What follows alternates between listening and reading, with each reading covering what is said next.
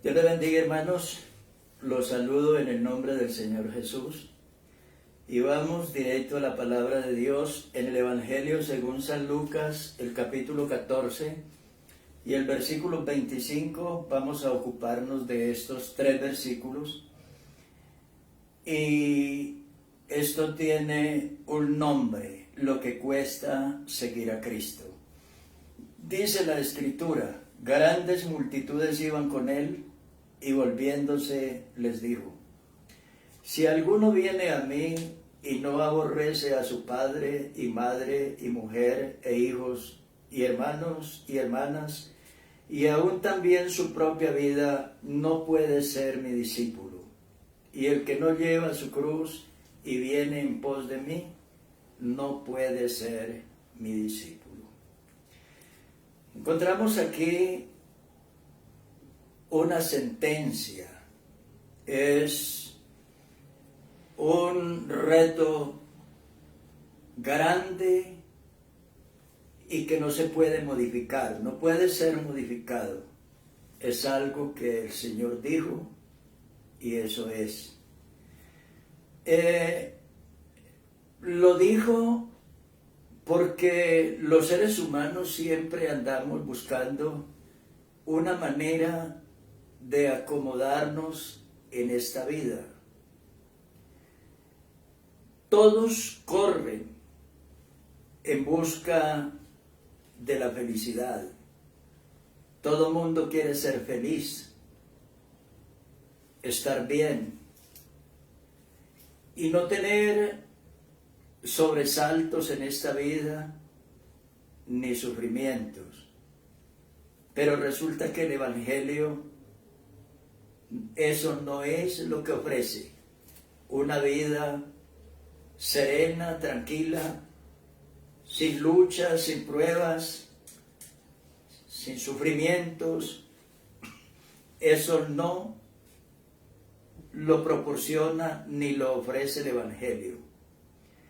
Lo que el Señor Jesucristo dijo fue: en el mundo tendréis aflicción, pero confiad, yo he vencido al mundo. Además, el Señor dijo que la puerta al cielo es angosta y que el camino es estrecho. Entonces, para esas personas que en medio de las luchas y los sufrimientos de la vida viven maldiciendo y viven renegando y viven disgustados y enojados con todos y por todo, no han entendido el Evangelio.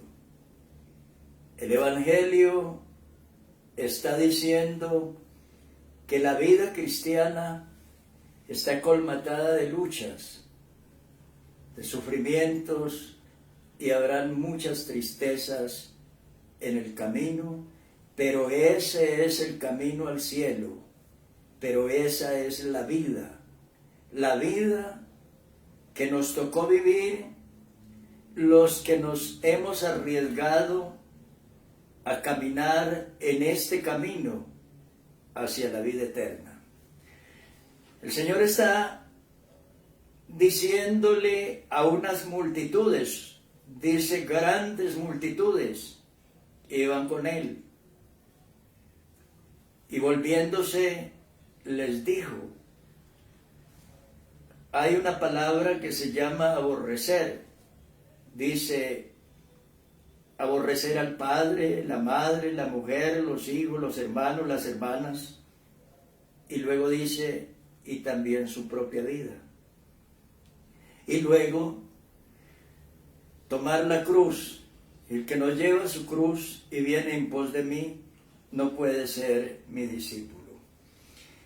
La palabra aborrecer viene de una palabra que quiere decir, que significa o dice miseo, que quiere decir amar menos. Entonces, no es la palabra aborrecer la que nosotros los occidentales conocemos, sino la palabra miseo, de amar menos, ¿Qué quiere decir? Que ningún amor de esta vida, ni la esposa, ni el padre, ni la madre, ni hermanos, ni nadie, ningún amor puede ser superior ni igual al amor de Dios. El amor de Dios debe ser insuperable. Ningún otro amor, ni afecto, ni tendencia, ni inclinación, lo puede igualar o superar. Ahí nomás hay un desafío para la persona que se atreve a seguir a Cristo. De otro lado, cargar una cruz. Cuando los romanos inventaron este suplicio para los condenados que eran llevados a la muerte o sentenciados a la pena de muerte o pena capital, la persona, el condenado, era obligado a llevar la cruz, cargar la cruz hasta el lugar del suplicio, donde debía ser ejecutado. Entonces, cuando la persona llevaba la cruz, y generalmente tenía que ser transportado o llevar esa cruz por una de las avenidas de la ciudad, salir del tribunal donde era sentenciado a la pena de muerte y luego recorrer una calle o avenida cargando esa cruz. Todos los que lo veían ya sabían que ese hombre ya no tenía ningún derecho, que los había perdido todos. Que el Estado ahora era dominante en su forma total y que él ahora iba a ser ejecutado y no tenía ningún derecho para hacer reclamación alguna. Son las palabras que dijo el apóstol San Pablo cuando él dice: ¿no sabéis que si os sometéis a alguien como esclavos para obedecer, sois esclavos de aquel a quien obedecéis, sea al pecado para muerte o a la obediencia para justicia? Está diciendo que el que se somete a Cristo y a la obediencia al Evangelio, está diciendo desde ya que es un esclavo. Ya no es un esclavo del pecado, porque ya ha sido liberado de las ataduras y de las opresiones del pecado, pero ahora es un siervo de Cristo. Entonces, en este caso, al ser siervo de Cristo, también hay unas libertades que tampoco las tiene, porque antes de haber aceptado a Cristo, la persona podía decidir: ¿lo hago o no lo hago? Podía decidir algunos amores, algunas libertades, algunas amistades, lugares, personas, gustos.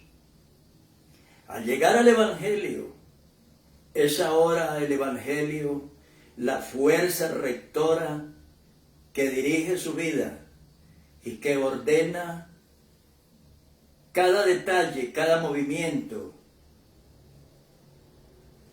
cada cosa que hace, pero también es la fuerza del Evangelio, el poder dominante que gobierna cada órgano, cada célula y cada parte de nuestro ser.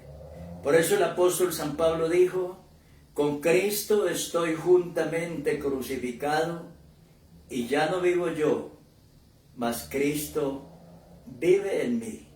Y además dice: y lo que vivo en la carne, lo vivo en la fe del Hijo de Dios, el cual me amó y se entregó a sí mismo por mí.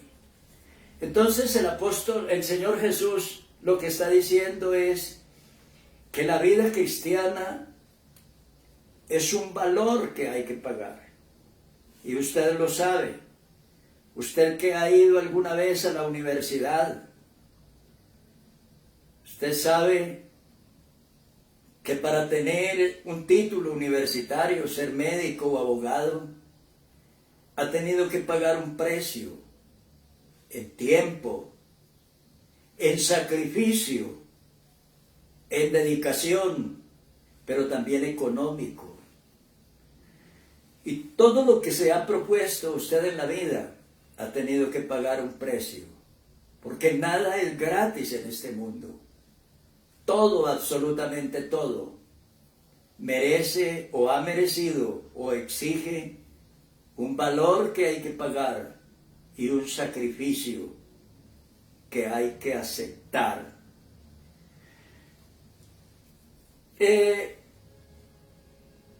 En las parábolas siguientes, que a mí me gustaría que le echáramos un vistazo, son dos parábolas las que hay allí. La una nos cuenta de un hombre que quiso construir una torre. Vamos a decir, un hombre que quiso tener un edificio de 10 pisos. Entonces la Biblia dice que lo primero que ese hombre debe hacer antes de iniciar cualquier labor, antes de que iniciar el proyecto, dice lo primero que hace es sentarse y calcular los gastos. Y dice, porque si no haces ejercicio de cálculo, de calcular los gastos, los costos, el tiempo, las posibilidades que tiene para ejecutar la obra desde el principio hasta el fin, si no hace bien ese ejercicio, dice que es posible que la persona empiece y no pueda terminar. Y en ese momento se convierte en alguien a quien se van a burlar de él y van a decirle, este empezó y no pudo terminar. Se van a burlar de él y eso no es bueno. Luego viene la otra parábola y es un rey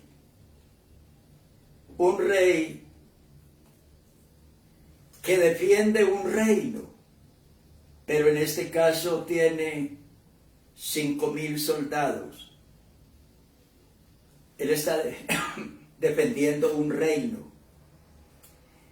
Y otro rey que viene con 10,000 soldados, lo desafía, lo persigue y lo enfrenta con un ejército más numeroso y con unos recursos bélicos seguramente muy bien dotado ese ejército.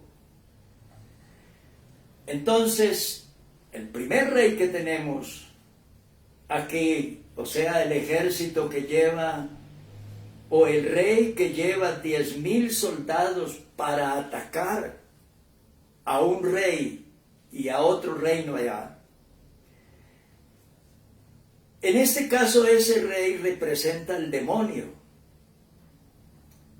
Como lo hemos dicho, el Dios de este siglo, el príncipe de las tinieblas, el príncipe de la potestad del aire, el príncipe o demonio que opera en los hijos de desobediencia. Él tiene un reino este mundo.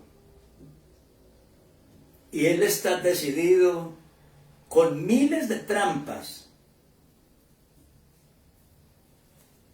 a destruir el reino de Dios y a los hijos del reino de Dios con engaños, con malicias, con trampas, con todo tipo de odios y de maldades.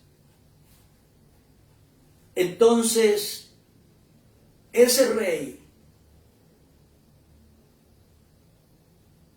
que en este caso es atacado por aquel rey malvado, ese rey es usted que me escucha. Usted, hermano, que me está escuchando, usted es ese rey.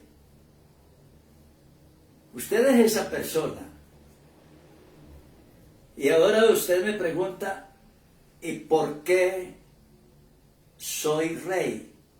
Bueno, lo es porque el Evangelio lo dotó a usted de infinidad de privilegios. Usted como creyente, como hermano, como hijo de Dios, ha sido dotado de privilegios, de bendiciones y de dones, de talentos, de capacidades que Dios le ha dado y que el diablo por eso lo ha convertido a usted en un objetivo para perseguirlo y quererlo destruir, quererlo robar, querer de alguna manera quitarlo del camino, desalentarlo. Y en ese propósito el diablo puede usar a sus amigos o a sus familiares. Porque a veces cuando una persona decide seguir el Evangelio, a veces el primer foco de resistencia y de oposición lo va a encontrar dentro del seno de su propia familia, en su círculo cercano, su familia, o sus amigos, o sus hermanos, el papá, la mamá. Ellos son los primeros que van a tratar de desalentarlo, para que usted pierda el interés por las cosas del alma, por su salvación. Por eso cuando ese hombre le dice, maestro, te seguiré, pero deja que primero entierre a mi padre, el Señor le dice, deja que los muertos entierren a sus muertos y tú ve y anuncia el reino de Dios. El otro le dice, Señor, te seguiré, pero deja que primero me despida de mi familia. Y el Señor le dice, ninguno que poniendo su mano en el arado mira hacia atrás es apto para el reino de los cielos. Entonces, si la persona está decidido, como ese hombre decidido a construir la torre, debe pensarlo muy bien. Porque hay personas que llegan a la iglesia, al Evangelio, y llegan con mucho amor, con mucho ánimo, con mucha dedicación, y le ponen demasiado empeño, y lentamente comienzan a perder interés por las cosas eternas, por las cosas del cielo. Y ahí es donde la Sagrada Escritura dice, van a hacer burla, se van a burlar de usted, porque le van a decir, estuvo en la iglesia un tiempo, unos días, unos meses, y se apartó, porque fue flojo, fue cobarde, fue indiferente, le faltó fe, le faltó decisión, le faltó determinación, le faltó carácter para afrontar los desafíos, lo que significa construir esa torre que tiene que ver con la vida eterna, o como rey, defender el reino, su reino, el reino que Dios puso en sus manos, el reino que Dios puso bajo su responsabilidad a proteger, a cuidar, a defender y a luchar por ese reino. Esas cosas que Dios puso en sus manos y que son suyas, que usted debe responder por ellas delante de Dios. San Marcos nos habla de algo que vale la pena que lo analicemos, y es un relato de la Biblia que lo encontramos y que dice petición de Santiago y de Juan. Estos dos jóvenes o discípulos un día sorprendieron al Señor con una extraña petición. Le dijeron: Maestro, querríamos que nos hagas lo que pidiéremos. Él les dijo: ¿qué queréis que os haga? Ellos le dijeron: concédenos que en tu gloria nos sentemos, el uno a tu derecha y el otro a tu izquierda. El Señor les dice: vosotros no sabéis lo que pedís. ¿Podéis beber del vaso que yo bebo o ser bautizado con el bautismo con que yo soy bautizado? Ellos contestaron: podemos. Y el Señor les dice: a la verdad del vaso que yo bebo beberéis, y con el bautismo con que yo soy bautizado seréis bautizados. Miren en el problema en que se estaban metiendo. ¿Qué les dice el Señor? Les dice el Señor que Él iba a ser sentenciado a muerte, que Él iba a ser coronado de espinas, que Él iba a salir del pretorio romano cargando una cruz y que llegaría al Gólgota, donde sería crucificado, y su sangre sería derramada por los pecados del mundo. De esa manera Jesús sería un mártir. Y lo que le dice, cuando ellos dicen podemos, entonces el Señor les dice: en verdad sí. Con él van a beber la copa de la que yo beba, y van a ser bautizados con el bautismo con que yo voy a ser bautizado. O sea, ustedes van a morir por la causa del Evangelio. Ustedes van a ser mártires. Mártires van a ser ustedes. Miren en el terreno tan difícil en el cual ellos se metieron, y seguramente sin darse en cuenta, cuando abrieron los ojos, estaban dentro de una situación que yo diría embarazosa, y que ya para un hombre de carácter y de determinación es imposible o difícil dar un paso atrás. Es un terreno, a ese punto a donde ya ellos llegaron, ya prácticamente es imposible retroceder o dar un paso atrás. Lo único que queda de ahí hacia adelante es seguir. Entonces, el Señor continúa reafirmando sus palabras y ahora les dice: los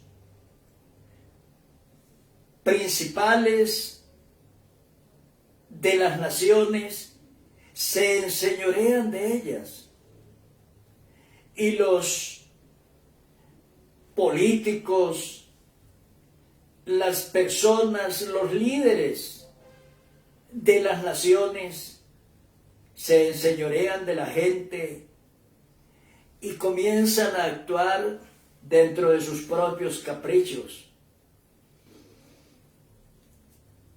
Y esas personas tratan de someter a las masas, a las multitudes, para ser obedecidos, para que la gente los obedezca, para que la gente los respete, los siga. Digo, en el reino de Dios es diferente, porque el Hijo del Hombre no vino para ser servido, sino a servir y a dar su vida en rescate por muchos. Así que en el reino de Dios, el que quiere ser grande, tiene que hacerse pequeño. Y el que quiere posicionarse en el reino de Dios, lo tiene que hacer sirviendo a la obra de Dios, sirviendo al reino de Dios, sirviendo al engrandecimiento y al embellecimiento del reino de Dios y de la obra de Dios. Y le dice, porque el Hijo del Hombre vino al mundo no a ser servido, sino a servir y a dar su vida en rescate por muchos. Acto seguido, dice que salía de la ciudad de Jericó, acompañado por una enorme multitud, y adelante, en una estrechura del camino, se encuentra un hombre que gritaba y pedía auxilio y piedad y misericordia. Y le gritaba: Jesús Nazareno, Hijo de David, ten misericordia de mí. Y la Biblia nos cuenta que el Señor se detuvo para oír y para ver al hombre que gritaba pidiendo misericordia, y le dice: ¿qué quieres que te haga? Era un hombre ciego. Y el ciego le dijo: Maestro, que recobre la vista. Y Jesús le dijo: vete, tu fe te ha salvado. Y enseguida recobró la vista y seguía a Jesús en el camino. Ahí está el cumplimiento de lo que anteriormente el Señor está diciendo: servir. Usted ha sido llamado por el Señor y ha sido llamado a la iglesia. Y aquellos que quieren servir en un cargo, ser misioneros, pastores, líderes, diáconos, lo que quieran, lo que sea. Entonces la pregunta es: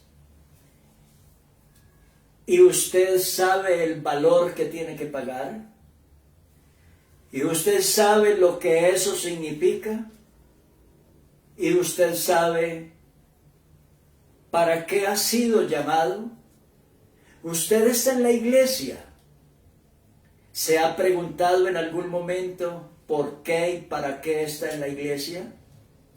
Usted dirá: no, es que yo vine a la iglesia para que el Señor me sane, para que el Señor me bendiga, para que el Señor prospere mi vida, para que el Señor prospere mis negocios, para que Dios bendiga mi hogar. Para eso. Para eso. Y el día que alguna de esas cosas no sea como usted quiere, ve, porque vino una enfermedad, una lucha, una tristeza, un bajón en su economía, entonces ya reniega y murmura y se desalienta y se va de la iglesia porque dice: las cosas se me complicaron. Ese es el hombre que quiso construir una torre y no la terminó, o el rey que no defendió el reino, que no supo, que no tuvo el valor, el coraje de defender ese reino y defenderlo hasta el final y defenderlo hasta la muerte. No tuvo ese coraje. Esa es la persona de la cual el Señor Jesús habló cuando dijo: y ninguno que poniendo su mano en el arado mira hacia atrás es apto para el reino de los cielos.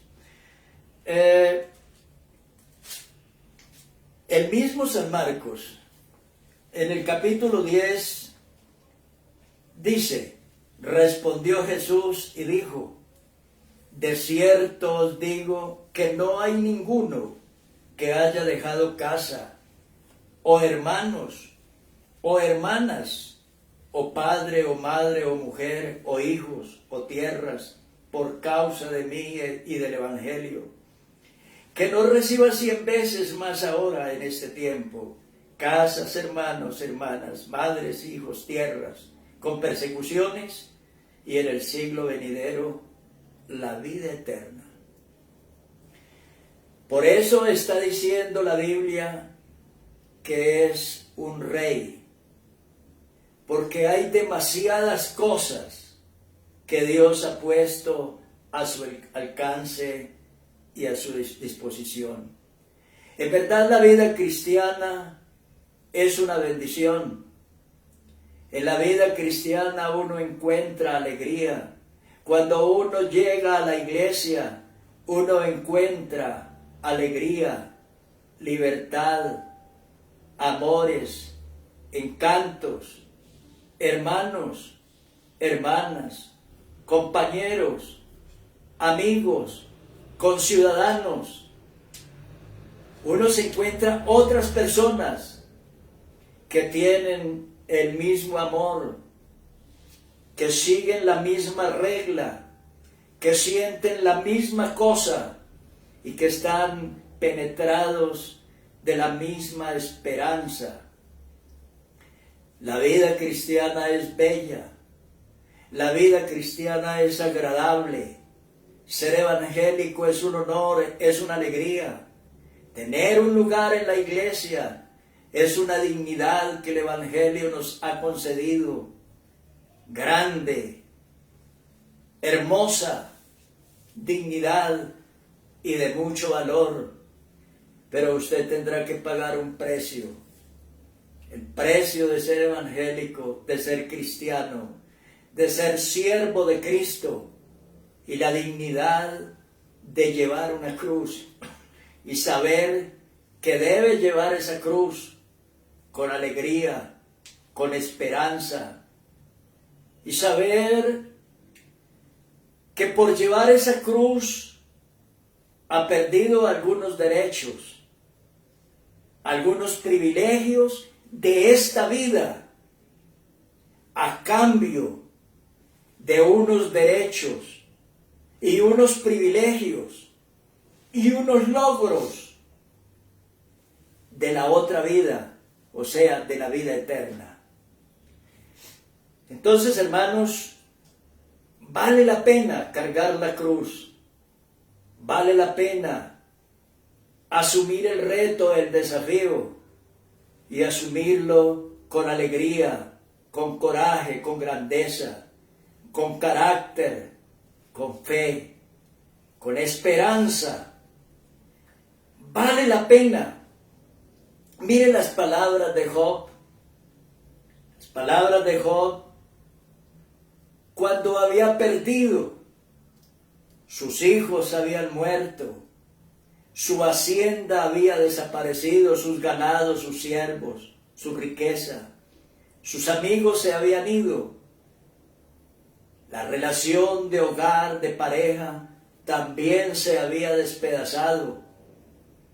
Su salud se había resquebrajado. ¿De qué manera?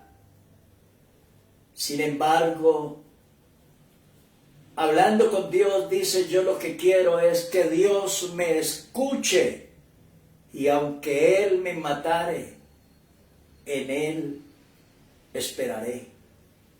Mira esa resolución, mira esa determinación, con semejante tragedia, pero esta era su férrea determinación, aunque Él me matare, en Él esperaré. ¿Sabe usted lo que es cargar la cruz? ¿Sabe usted el valor, lo que significa ser evangélico, estar en la iglesia, o decir soy cristiano? ¿Sabe qué es? ¿Sabe cuál es ese valor, ese precio, esa honra, esa dignidad, ese privilegio? Lo que hay más allá. Los que han viajado en avión se han dado cuenta que a veces el avión despega del aeropuerto y hay demasiadas nubes, nubes oscuras, nubes espesas, que nos ofrecen en el panorama un día muy sombrío, donde no hay rayos de luz, porque las nubes no dejan pasar los rayos del sol. Pero ¿qué sucede? Que ese avión comienza a remontarse hasta que se eleva por encima de las nubes. Y en ese momento el viajero puede mirar hacia abajo y solo ve nubes, pero ahora las nubes están abajo y hacia arriba están los rayos del sol, está el azul del firmamento, transparente, cristalino. Entonces a veces las personas aquí abajo todo lo ven oscuro, opaco y sombrío, frío y entristecido, porque tienen su mirada y sus ojos y su corazón pegado a las cosas de esta vida. Pero cuando se atreven a remontarse a las alturas del Espíritu, a subir arriba donde dice el apóstol San Pablo, que estamos en el cielo sentados en lugares celestiales, sentados con Cristo.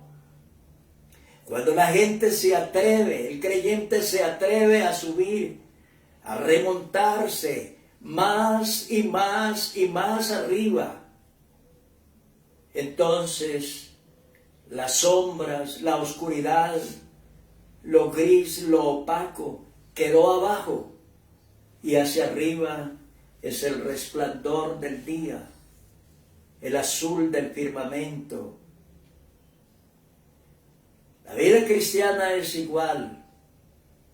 Mientras más abajo esté su mirada, mientras más abajo estén sus amores, sus tendencias, sus inclinaciones, más podrá ver la vida cristiana como un reto inalcanzable y la cruz como un hecho imposible de llevar, de solventar, como algo imposible.